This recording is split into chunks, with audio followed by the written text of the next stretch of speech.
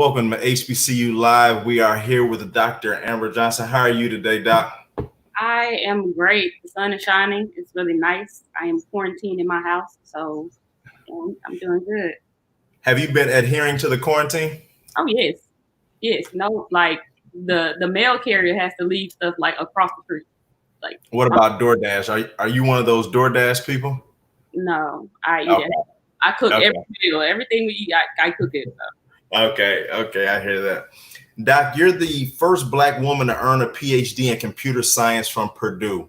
When did you become aware that you were going to be the first one? Was this before you got into the program, or while you were going through it, somebody said, you know what, I think you'll be the first Black woman? I kind of had an idea when I went on a visit to Purdue before I was accepted. So I went on a visit and I was talking to some guys and they asked what I wanted to major in, and I was like, computer science. They were like, Black people don't major computer science here, and I was like, what? And so they told me about the first Black person that had graduated in 2010 with a PhD. And so I kind of had my mind didn't really go past that too much. But definitely when I first stepped on campus, people who had been at Purdue and other students, they knew it. So they were like, oh, you're gonna be the first. And so I tried to because it was a lot of pressure and I don't know, imposter syndrome, just a lot of things. Just right. I kind of found out, I guess as soon as I started classes. Right. Why are there so few Black women in computer science? Let me know so I can bring it in. So there are a few women in computer science. Well, the gender gap is actually doing better with it now. But there's a smaller number of women in comparison to men because computer science was seen as a male field. And so, engineering, playing with gadgets and things like that, that's not something that the society kind of, I guess, introduced to women or made them feel comfortable with doing. So that's why I think so. And then as far as Black women, the communities that we're in, I would say the women that I know aren't really exposed to, tech fields such as computer science. Now, tell me exactly what computer science is for people that don't have a full understanding of what computer science is. That's the ACT questions. Computer science is it's a study of computers. So there are different aspects. There's a very technical aspect dealing with programming. So what people know is coding and building apps and websites and things like that. There are also theoretical parts of computer science, and so that's really math heavy. So which is just as important, although it's not talked about a lot. The theory part of it is very important. So for instance, when you load up an app, if it takes too long, sometimes you get upset and close it. Well, there's a computer scientist who's in theory behind that, who determines how long this is going to take to load up or how long this is going to take to run or whatever. So that's the gist of it, and if you break it into two parts. Okay, that makes sense. Now, from a system standpoint, what barriers, visible and invisible, are a hindrance to the success of Black people in computer science? Ooh, okay. How long is this podcast? How long is this? As long as we want. Ariel and Katrina said, hey. Oh, hey, y'all. What barriers are in place? So I think one of the things that I don't know, that really affected me a lot was that, okay, we want to get women into computer science. We want to get women into tech. We want to get Black people. And so I think people are focused so much on getting a number that these places weren't built for us, right? They were not created. These spaces weren't created with us in mind. And so they're like, okay, yeah, we have a Black woman now, but then what are you doing to support her or support this group? And so I think some is knowing and some is unknowing. So I think that's one of the things, just lack of support, and sometimes they don't even know how to support you. Right. So that's one of the systematic things, I think, or the biggest one. Right. So now let's say we have someone that's a young adult, maybe even high school, maybe college. What skills or traits do you look for in young people that make you encourage them to pursue a career maybe in computer science or science in general? Really curiosity, just the willingness to learn. So computer science is all about problem solving. And as long as you are, you like solving problems, I think that's one of the things that's important. I myself did not. I just kind of like broke things and took things apart. And so when I see kids and when I see other people who are, kind of, I guess, curious in like an engineering kind of sense or really good at math, I they talk to them about computer science, but I usually don't like encourage anybody to major or study anything. Like, if the conversation comes up, or I kind of just tell my story, right? And they spark an interest, because I truly believe that, you should do what is interesting to you, and there could be a lot of things that influence it. So I'm really careful about talking to, especially people who are younger than me, who are very impressionable, about, hey, you should major computer science. Right. That makes sense. Now, I want to go back a little bit. I'm trying to unpack how we got to Dr. Johnson here. Okay. So tell me what kind of child you were. First word came to mind, I probably shouldn't say. Curious. I was a very, very curious child. So as I said before, I was always taking things apart. I broke so many VCRs and Walkmans. Like, I don't think my mom ever knew. I kind of hid them. Gaming, I was always trying to figure out how they work. Taking my bike apart. Very, very much active. Very much a tomboy. Climbing trees and just, always doing something. Never sitting still. Right. And where are you from? Jackson, Mississippi. Okay. So who was the first PhD that you ever came in contact with that you can remember? Off the top of my head, I can remember I had a teacher in high school. Her name was Dr. Conley. I didn't know that doctor meant PhD. I knew she was doctor. But one of my mentors, Dr. Charles Bland, who was a professor at Jackson State and at Mississippi Valley State, he was who I did my first research internship with. And that's when I really learned about what a PhD was. It was more so he was trying to get me into the master's program, so we didn't talk much about the PhD, but he was the first one. And I think I was about 20, 21 when I kind of found out what a PhD was. Okay. Now tell me, what was your HBCU experience like? So first tell me what made you want to go to a HBCU, then how it was, who influenced you to go there? It was lit. So I knew I was going to Hillman. Okay. I love A Different World. I love The Cosby Show. Hence my name on social media platforms call me Rudy. That's why, because I was Rudy. I was the youngest one, and I was going to Hillman. I found out later that Hillman was not an actual school, but that was one of my first exposure to seeing like a lot of Black people in college. One of my godmoms, her name is Sinitra. She went to Tougaloo, and I think when she was at Tougaloo, I probably was 5, maybe 6 years old, and so I would go to the library with her, and of course I had to sit there and be quiet, but we would walk around the campus. We went to step shows, so I saw the Greek life. So these were things that were kind of like planted in me early on that I didn't even realize until like later in life. And so then I grew up in Jackson. So shout out to the I love Jackson State University. And so going to Jackson State, being in Mississippi, Jackson State is it. So we went to all the games. I just knew I was going to be a baby Tiger. I couldn't wait to, just be a part of the Jackson State family. So out of high school, like I was going to Jackson State. That was it. That was no other school.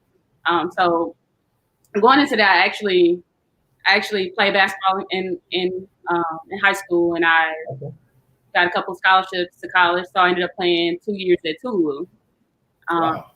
Yeah. And so as an athlete, like I was kind of like standoffish a little bit. Not standoffish, but I kind of like went to practice, went to class, went to my room. We were always practicing.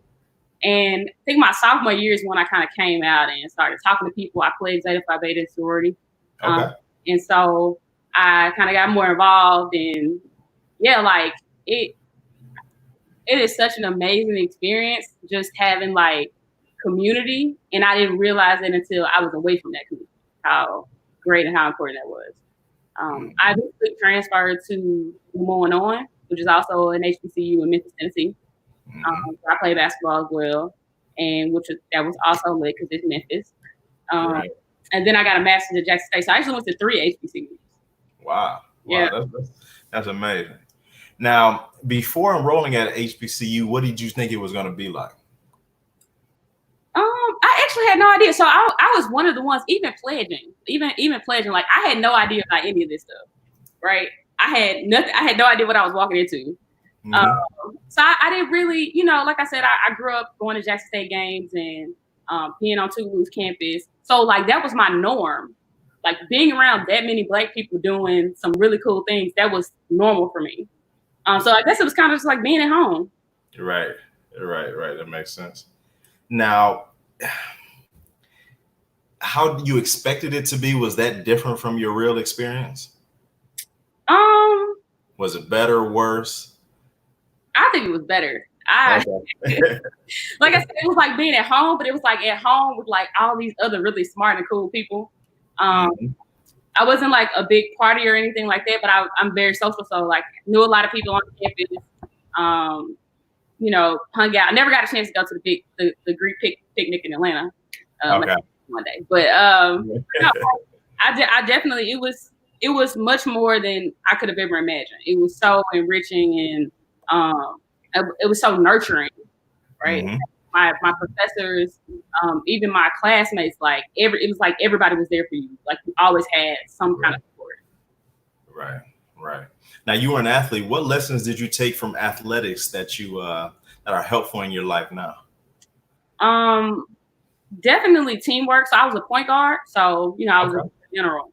So definitely teamwork is so important. And in my job now, like a lot of the things that I learned while playing sports, I played basketball, which is a team sport. I also played tennis, which can be very individual, right? So I got some lessons from both. Right. So definitely that teamwork, work ethic. So working hard, having goals. Yeah, those are the top things. Yeah. We have a lot of similarities, Amber. Or Dr. Johnson. You got dimples? No, I don't. I don't have dimples. No, but I played tennis and basketball too. Okay. So, that's pretty cool. Okay. Upon graduation, how did you get to grad school? And why grad school? So I knew I wanted to get a master's, and I can't exactly remember why. I know I wanted to, I felt like it would afford me better opportunities as far as in my career. My mom also has a master's. I have a cousin who has a master's in computer science. So it's kind of like those things are floating up there. But definitely to have better opportunities. So I mentioned Dr. Bland, who's at Mississippi Valley State. So Dr. Bland told me about a program. Well, first of all, I got an internship after I graduated from undergrad. I didn't really know what an internship was for real. Somehow I got into AutoZone corporate headquarters and got an internship. So I'm there, and I'm pretty sure the rest. So I am the only Black person there, the only Black intern. No, there was one other, and the rest of the people there, it seemed like they had a connection, like they knew somebody. So I'm listening to them talk about different things, about how they vacation and where they're going to study in grad school. Like, and I'm like, whoa, like I've been to like Las Vegas. Like they're talking about all these like study abroad trips and stuff like that. And so I went home and I prayed about it, and I wrote down a list of 5 things I wanted to accomplish. And one of the things on that list was to get my master's, and I didn't want to pay for it. So Dr. Bland calls me and tells me about LS-MAMP, the LS-MAMP program at Jackson State. And so he told me to apply for it. And full transparency, I did not apply. So he calls me, a couple of days or day before the application is due. He's like, Johnson, did you apply? I'm like, no, Dr. Bland, I didn't apply. So I didn't want to tell him why. So he keeps digging and digging. I'm like, I don't meet the requirements. And he's like, what do you mean you don't meet? I'm like, listen, just take it. I don't meet the requirements. So I'm like, well, I didn't have the GPA for it. And I was very embarrassed about that. And now my parents know because they didn't know. They're probably listening. Are they out here? I think they are. But yeah, so I didn't have a GPA. And so that was one of the most important lessons that I learned in that moment. He said something to the effect of, basically, you don't get what you don't apply for. And not just, he didn't mean like just the application itself, but just in life, like you already don't have it. Like you have nothing now. So if you apply and they say no, you lose nothing. And so I was like, okay, I'm not gonna get in. Okay, whatever. So I applied, got into LSMAP. Oh, nice. Yeah. Nice. So LSMAP, let me plug real quick for anybody that's looking for funding. So LSMAP is the Louis Stokes minority participation program, and it's for students who major in STEM. So there's an undergraduate program as well as a graduate program. And so at Jackson State, they pay for your master's. They pay for your master's. They give you a stipend. They give you a stipend that where you can live and not have to work, which is awesome. And they also afford you with an internship, full expenses paid to conferences, and you do a study abroad for a summer. Okay. So like 4 of the things on my list I already checked off. Right. That's awesome. That's awesome. So yeah, I applied, got into LSMAP, and started at Jackson State, and finished up my master's. So during my master's there, one of the students in the program, so the LSMAP program is LSMAP Bridge to the Doctor, so they prepare you for the PhD. The goal is to go ahead and get a PhD. So that's when I first thought about, okay, I want to get a PhD. And so a girl in my class came up to me one day and was like, "You want a free trip to Purdue?" And to Indiana. To Purdue. And I was like, "I don't care, sure." So I ended up going to Purdue with a similar kind of program that paid for everything and waived application fees and all of that, where you visit the campus and you meet people in the department you want to work in. And so ended up doing that and got into Purdue. Nice. Now tell me about your time at Purdue. Like, tell me from the time you got there to getting your PhD, what did you have to go through? How was it being a Black person in Indiana? Tell me about what type of obstacles you ran into. Tell me everything about it, because people that haven't gone on the PhD journey know nothing about it. So give me a whole synopsis. It's a whole lot of prayer, a whole lot of fasting. So it was, my path, I think, is very unique, and I think everybody has their own unique path. So I was the only Black person in my class. Now I came from an all-Black high school in the heart of the city of Jackson, Mississippi. I went to 3 HBCUs, and then I go to Purdue. So I'm very thankful that the kind of my personality is just like, hey, like I'll talk to anybody. I'm like the weird one in my family. Like I'll just go talk to anybody. That's a good thing. So that helped me though.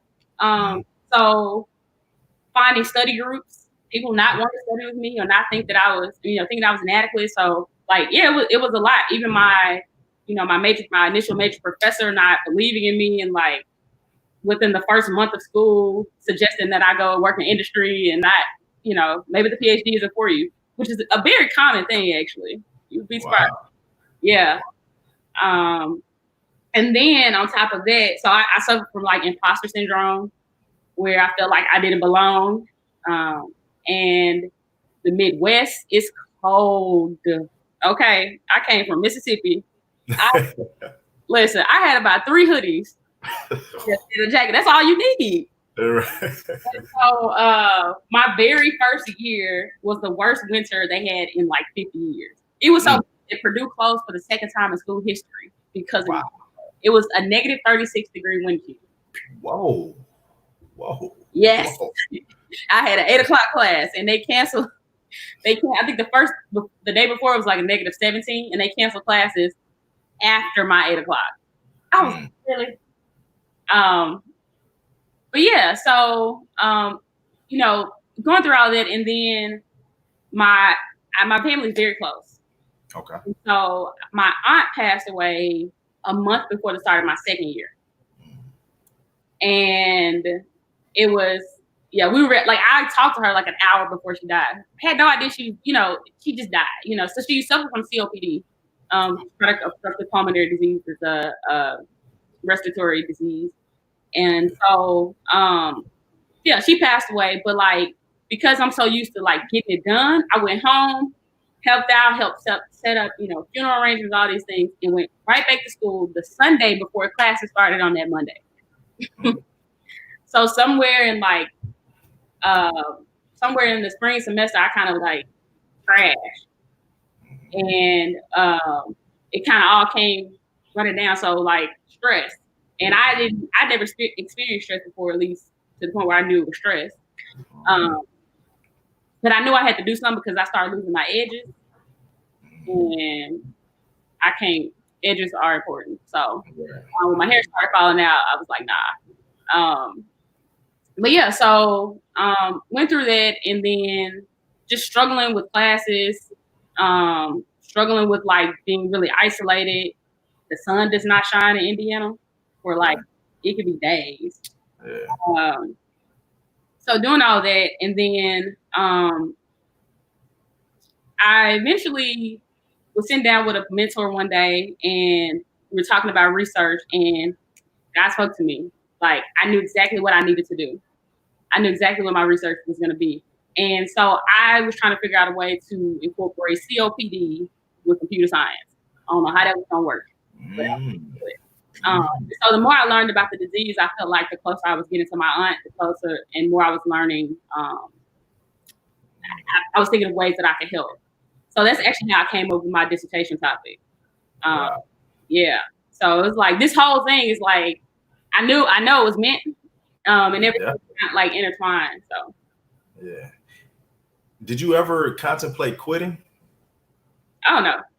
I didn't know how it was going to end. Like, I didn't know when it was going to end, but I knew it was going to end. And mainly because I prayed about it. So I applied for one job in one grad school for my PhD. I do not advise this. But that's what I did. So I prayed about it, and I prayed, and I said, Lord, whatever you want me to do, wherever you want me to be, make it happen and let me know that it's you. Right. So while I was at Jackson State, I did research at UC Santa Barbara. Okay. And met these people and kind of stayed in contact with them, and shows the importance of networking. I was on a train and I met these people. So I started emailing. The lady told me about her husband. He like worked for this company or whatever group that gives funding for students who are underrepresented for grad. So I stayed in contact with them. So I went on a job interview, did really well, passed the test, coding test and all this stuff. And I get the email from Purdue saying that, you got in. And then about a day later or 2 days later, I get the call from the guy saying, hey, this is unofficial. The letters are going to go out. You should get it in a couple of days. But I just want to let you know that we're giving you funding to go to Purdue. So I got funding on funding. Like, wow. And so then it had to be within hours or something. I get a call from the job that's like, hey, we regret to inform you that, we can't find a place for you. You did so well. We're gonna keep, we're gonna consider you in the future. And I was like, say no more, Jesus. So that's how I got there. I didn't think, and so that's the reason why I never thought about quitting, because I knew the PhD wasn't for me. Right. Yeah. Right. Now, how important is the support system, do you think? You think because your family's so close and they support you so much, that kind of makes you keep going, or? Absolutely. I think support is extremely important. Now, like I said, I came from communities that were very nurturing. My family's very close. just tweeted the other day, like I can probably count the number of basketball games in college that my folks didn't come to. Yeah. And I would be in South Carolina, and I would look up, and my godparents are sitting in the stand. They ain't told me they're traveling there or anything. So it was that when I didn't have that support that I realized how important, because I was so used to it. I realized how important there was. And then mentors. Oh my God. Mentors are, I have a mentor for food. Okay. I have somebody who's like, listen, I'm going to California. What do I need to eat? Like Right. But mentors are so important. And I met all of the mentors that I have. I met them when I was supposed to meet them. So it's kind of like a couple of them, like I learned to ask for help. Right. But initially I remember Dr. Jamaica Burge, who she started Black Girls Rock, so the tech portion of Black Girls Rock. I remember meeting her at Grace Hopper's Women conference, Women in Computing. She also started Black Compute Her, which is the only Black female computing conference. So we ended up sitting on the couch talking. Next thing I know, we both in tears. Give me her number and a plane ticket to DC. She like, if you ever listen, you need to just get away. Right. So those kind of people, those kind of mentors. Whenever Dr. Raquel Hill, who's actually the first Black person to get a PhD from Harvard, is one of my mentors. And how the way she combed through my dissertation. So yeah, I think that's the support system in many aspects is very important. Let's stay here for a minute. So how should one get a mentor, and how is one a good mentee? So I'll start with, how does one get a mentor? So as I said, some of my mentors, I think God knew I needed that. Others I've asked. So how does one get a mentor? So I am pretty bold. Mm-hmm. Like most of my friends, and a bunch of them are in here, are my friends because I walked up to them and said, you seem cool. I think we should be friends. Right. And so when you recognize, sometimes you can see stuff in other people. And especially people who are on the path that you want to be on. And so I think just going up to them and asking them, and if they say no, or if they can't help you, maybe they can't do it, but they can point you to someone else who can. If they're nasty with you, like you don't want them as your mentor anyway. Right. And that also helps build confidence as well, right? Mm-hmm. But networking is super important. So just, you never know. If the times where I sat down and I didn't want to be bothered, like talk to everybody, didn't want to be bothered. I'm sitting on a plane and I'm like, okay, just don't talk to me. I got my headphones in. The person next to me is like, oh, what are you reading? I'm like, I'm reading. Like I am reading. Okay, all right, I see you want to talk. Let's talk. And so then that ended up being the person that was the person that I needed to meet. And so being open and not being so absorbed with self or what's going on to kind of taking in what's around you. And being a mentee, being a good mentee, sometimes you don't know what you need. I think one of the key things of being a mentee is when you get the advice, at least try it. Right. So you may not have to do exactly, you have your own path, whatever, but don't take the advice and then you just have it. Like that's not benefiting you or them. And I think get feedback as well. Right. That makes sense. Now you said reading. What good books are you reading right now? Well, what books are you reading right now? I just started reading Relationship Goals by. Say that again. Relationship Goals by Michael Tyler. Okay. Yep. Everybody that's trying to get a boo, I recommend it. If you got a boo, read it. If you ain't thinking about a boo, still read it. So that's what I'm focused on now. Because I have the Cadult Life, I have the business. There are so many things that I don't know. So I'm constantly, and I'm a researcher, so I'm constantly looking up, I don't know, things about taxes, about finances, marketing. So I do a lot of moving back and forth between things. What does your system look like when you research? Are you one that gathers 100 different things and sees what are the common threads in between, or do you go to people who have accomplished a certain amount of things in that area of study that you're looking at? give me a feel for what your system is.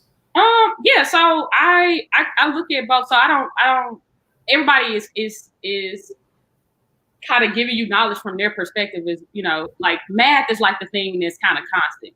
We know the math is like, it is what it is. But some things, come from our experiences. It comes from, our perspective. So I'm very careful about that.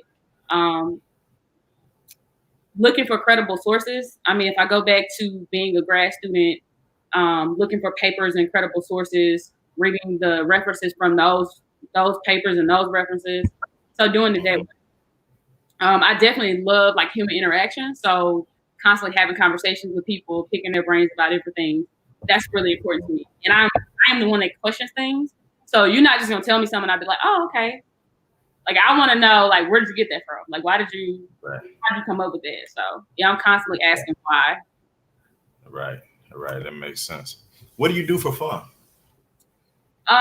Eat. I love cooking. I love flying kites, but really, yeah. So shout out to everybody on Instagram that said I was not gonna get my kite to fly. I was able to fly my kite several times. The wind has just been trashed, but yeah, I like flying kites.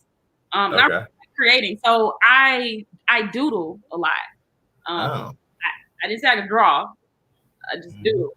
So if I'm thinking about something or whatever, like I like to draw out different things. So I've actually been like looking up how to draw characters and things like that to use them for my business.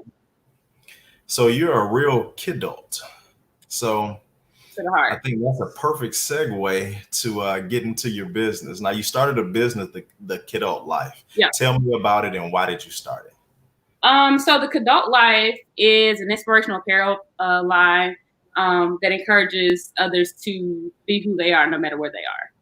Mm-hmm. So cadulting is like, cadult is like kid and adult. Mm-hmm. And I think that when I thought about the business, there were like several ways that I approached it. So I was inspired to create it from my experiences at Purdue. Mm-hmm. So I was completely myself. Throughout my entire time there, being in a totally different environment. And I'm very happy that I did, because had I not, Purdue still would not have a Black woman to have graduated with a PhD. They would have got somebody else. So my southern drawl, my like outgoing personality, all of that came with me. There was no code switching. You got me. And so that was so important, because I didn't have to think about who I was going to be today or in this conversation. And I didn't realize until, talking to other people that's actually a thing, and people struggle with that. And so when you think about kids and their curiosity, and you think about their fearlessness, they jump into anything without even thinking about it, right? And so somewhere in our lives, like, we lose it. We lose that curiosity. And so I'm like, why can't we still be like kids? Like, we could be grown. Like, there are things, like, you got to pay taxes, okay? Like, that's good, right? But like, why can't we keep that? Why can't you be who you are? There are some standards in some places. You go to a ballroom or something, like, you may be expected to wear black tie, right?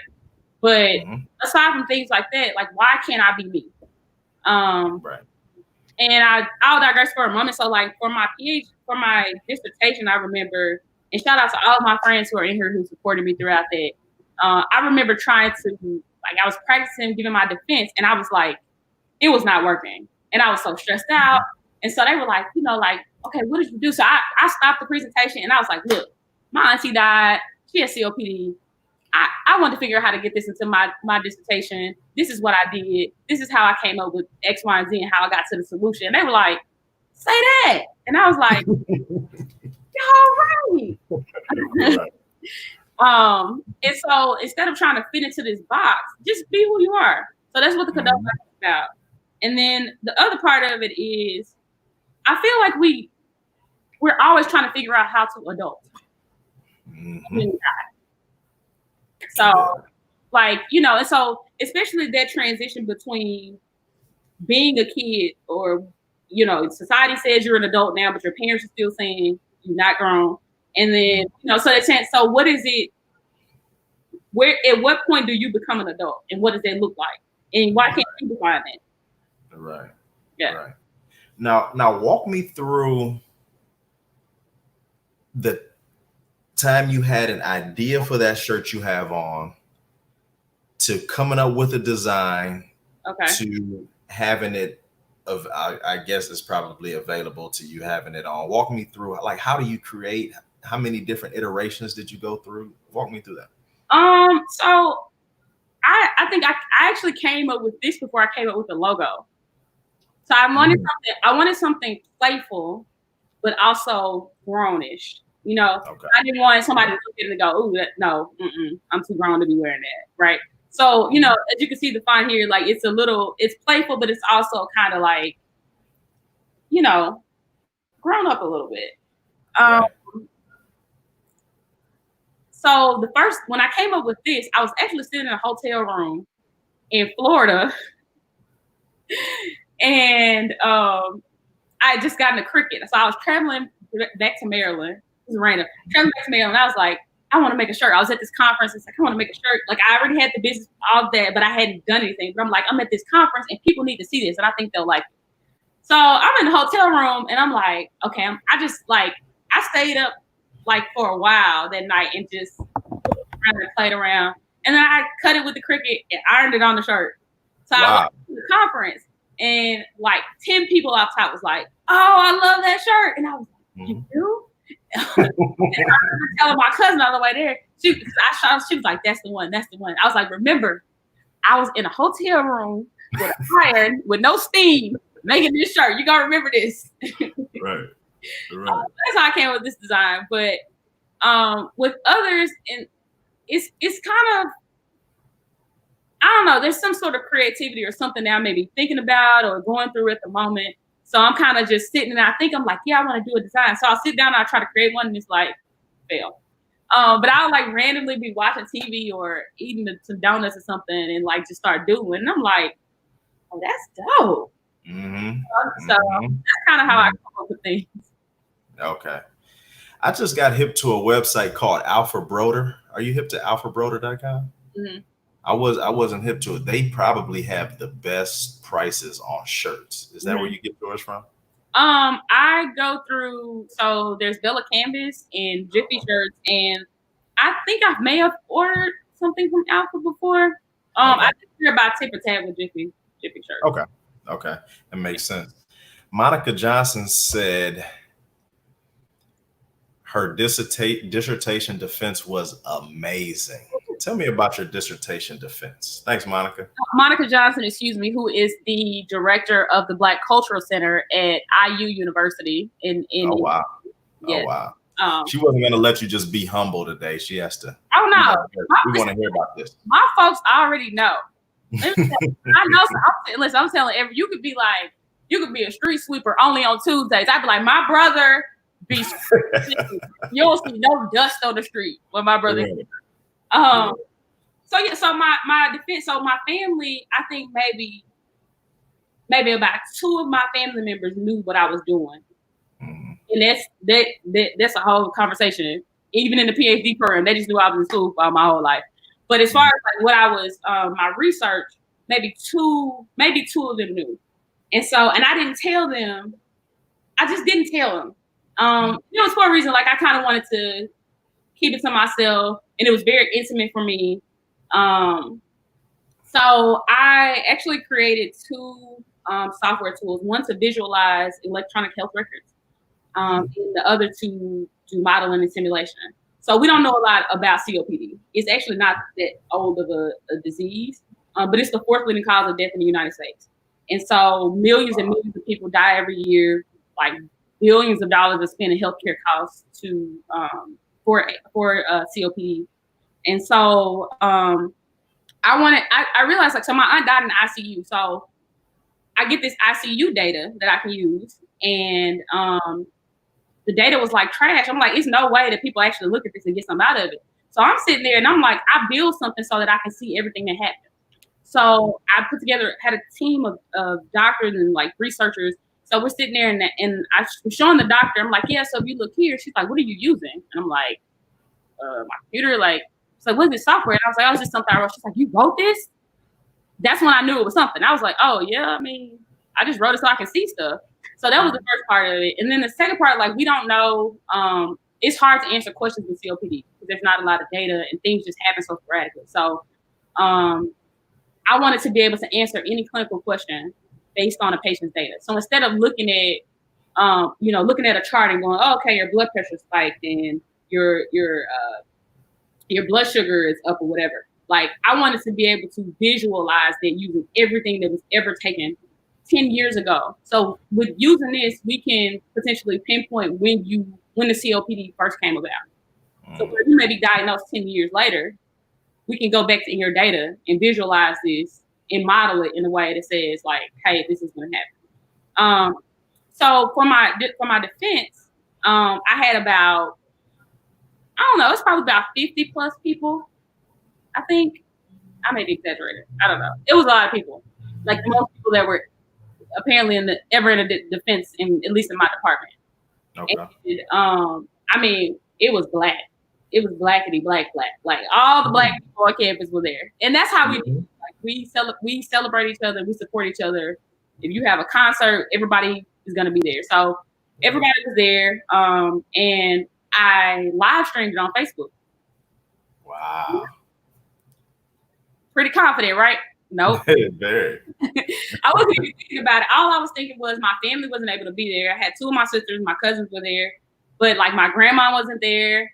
My aunt had a daughter and a granddaughter who she left behind. So like I wanted them to see it as well. So live streamed it, and so it was like, I don't know. Afterwards, it was like something like over 1,000 something views, and like people. Wow. Hundreds of people were tuned in at one time, watching the whole thing. Even when they cut it off at the end, they were like, no, get back on live. We want to see all of it. So everybody was there when they announced that, I passed. And I was very much like how I'm talking to you now. That's how my presentation was. Right. So I remember, my advisor saying, you need to cut it down. And I'm like, listen, I've been here for 6 years. If this take 3 hours, y'all can use 3 hours.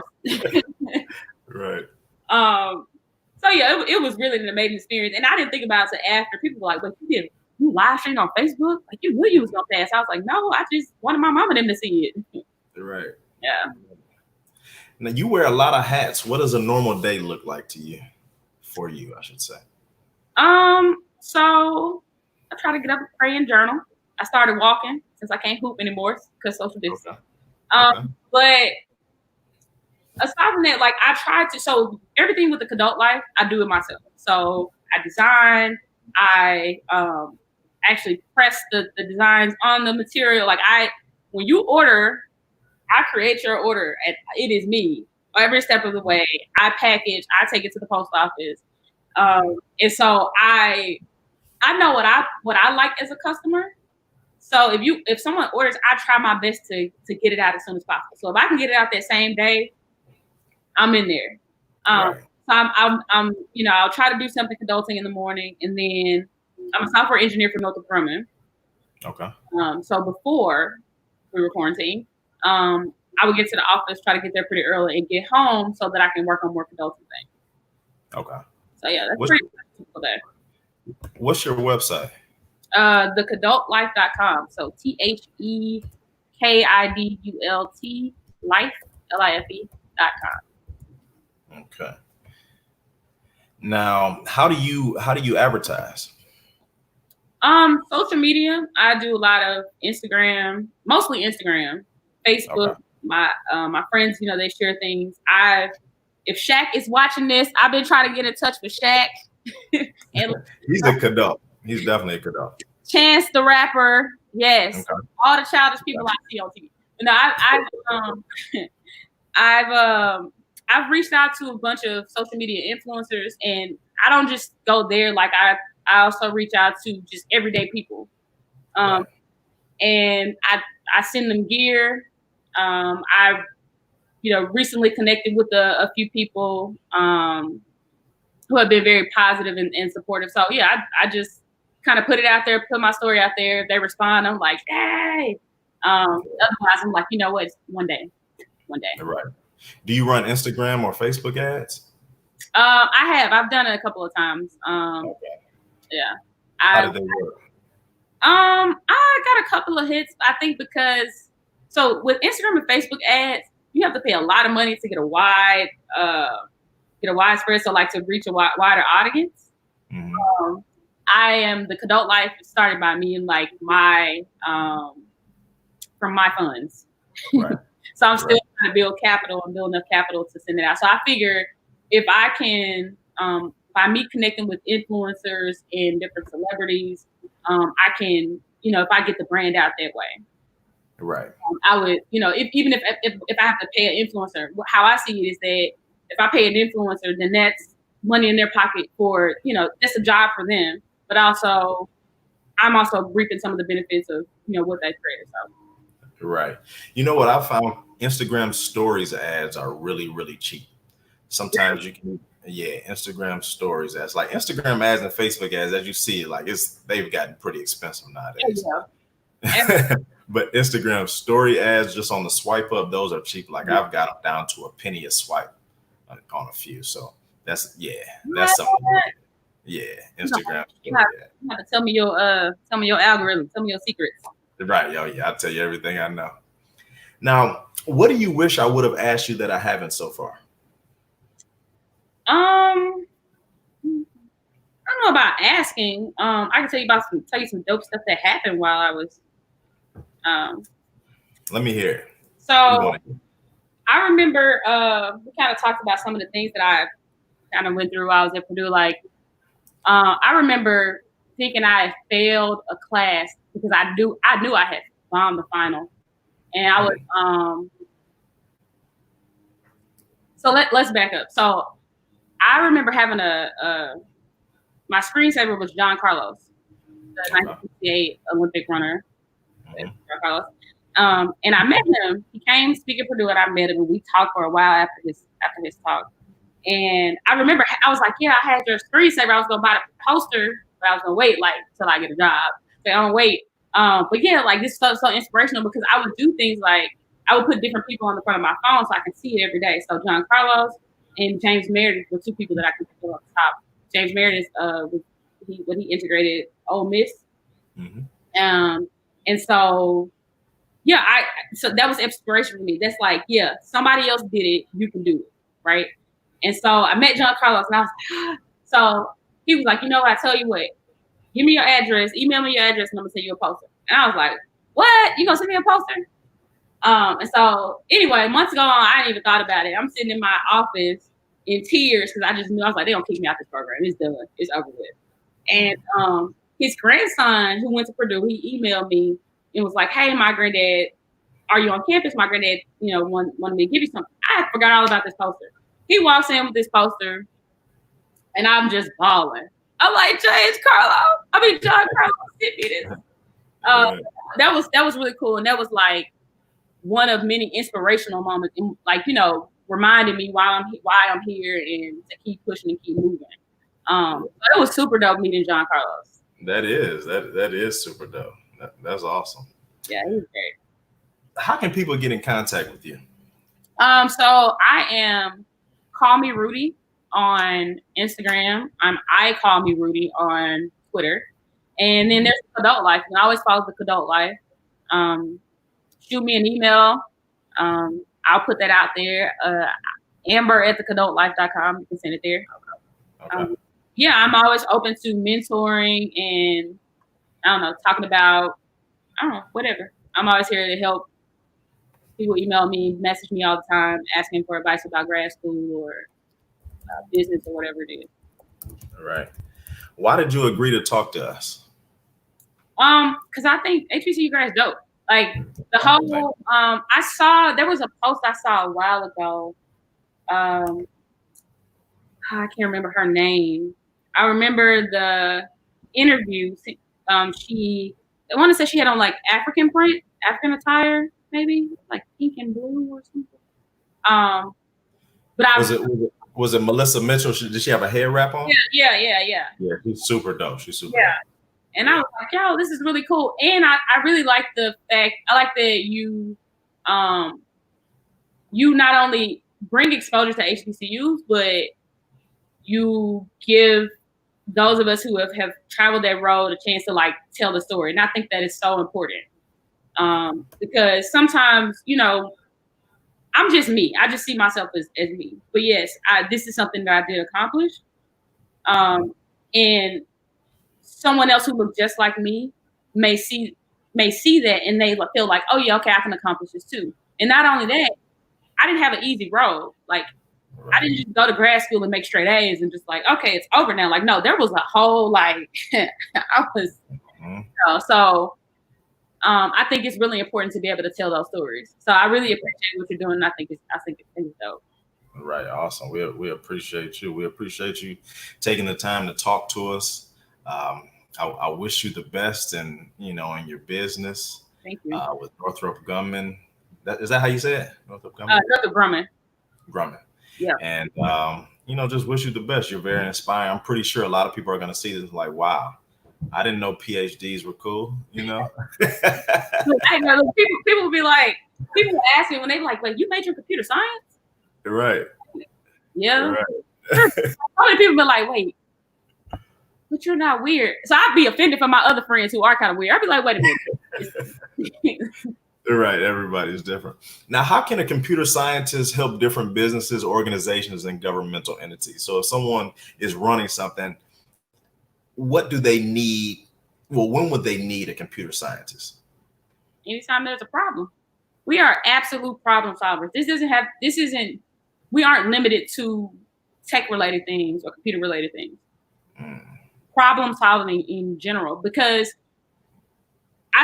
so some of us is just natural, but the way that we are taught is like, think about it. When you go to a grocery store and you, especially now, we all playing Pac-Man, but you go to the grocery store and you first look for the shortest checkout line.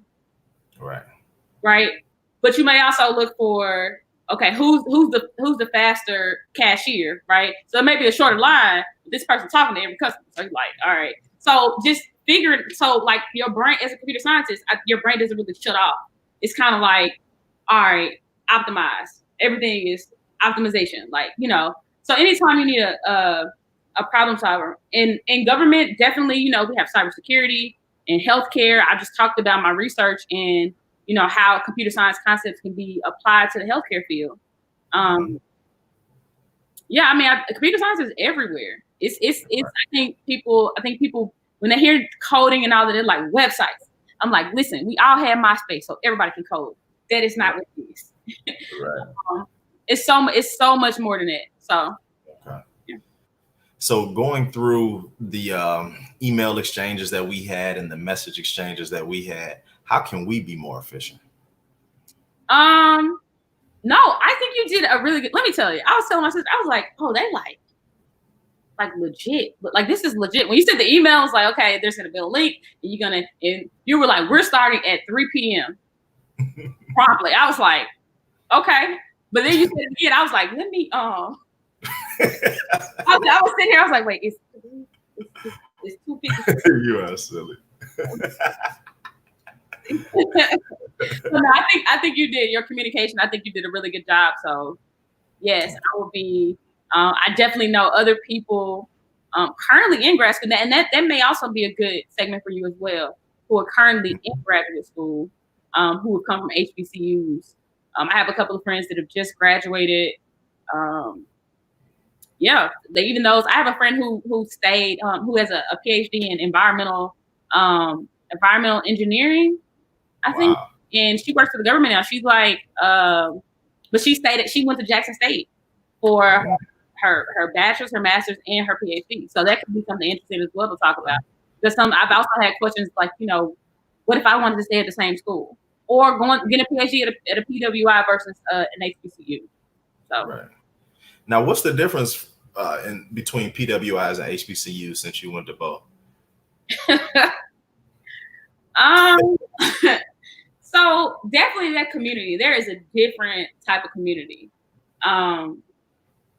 Yeah, it's not even a racial thing, like there aren't as many Black students here. I mean, just community in general. I feel like at a PWI it's more of a business, and students come in and they get their degrees and they're gone. At an HBCU, it kind of doesn't even really matter how many students, what the population size is. It's still a family.